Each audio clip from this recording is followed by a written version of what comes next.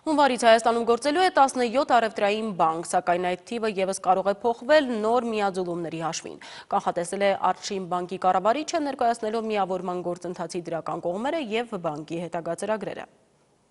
Բանկերի միավորումը Հայաստանում անխուսափելի էր, փոքր երկրում առևտրային բանկերի մեծ թիվը արդեն իսկ ազդում էր առողջ մրցակցության վրա, միավորումը և կապիտալի աճ ըստ Արդշին բանկի վարչության նախագահի, նաև հաճախորդների շահերից էր բխում։ Կոնսոլիդացիայի արդյունքում իհարկե ինքնարժեքները կնվազի մեր ծառայությունների, որովհետև ըստ էության չավելացնելով շատ մարդկային ռեսուրսները, էականորեն ավելացավ մեր հաճախորդների բազան։ Կադրային ջարդ Արդշին բանկում չի լինի, ասում է Մհեր Գրիգորյանն ու հավելում, լավ մասնագետները միշտ էլ պահանջված են։ Մարդկային ռեսուրսները, կադրերը այսօր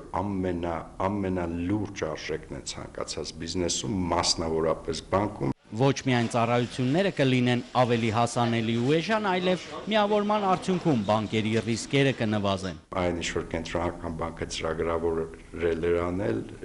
իր նպատակին հասավ։ Հունվարի 1-ից 17 առևտրային բանկ, բոլորի կապիտալը 30 միլիարդ դրամ համարժեքից ավել է լինելու։ Բանկային կապիտալի մեծացմամբ ֆինանսական համակարգը կդառնա առավել կայուն։ Արդշին բանկում վստահ են, եթե 2016-ին նախատեսված էր ակտիվների չափը 480, վարկային պորտֆելը 345, սեփական կապիտալը 54 միլիարդ դրամ, ապա միաձուլումից հետո տարին կփակեն համապատասխանաբար 555, 360 և 77 միլիարդ դրամով։ Վերջին թիվն ի դեպ ավելի քան 2 անգամ գերազանցում է բանկերի նվազագույն կապիտալի պահանջը։ 1050 աշխատողներին կավելանա ևս 200-ը, 42,000 հաճախորդների թիվը կհասնի 250,000-ի, մասնաճյուղերի թիվը 72-ի։ Ես չեմ բացառում, որ նմանատիպ գործարքներ էլի կլինեն